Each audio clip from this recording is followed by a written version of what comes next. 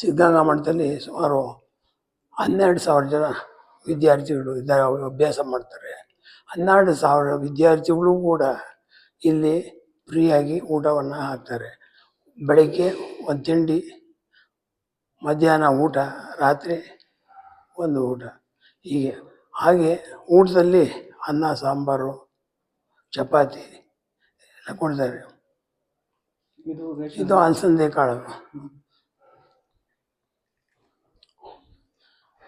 ಇದು ಕಡಲೆಬೇಳೆ, ಅದು ಹೆಸರು ಕಾಳು, ಅದು ಹೆಸರು ಬೇಳೆ. ಆಮೇಲೆ ಈರುಳ್ಳಿ, ಇದು ಎಣ್ಣೆ,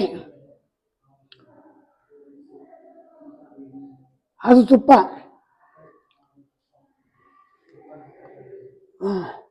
ಇದು ತೊಗರಿಬೇಳೆ,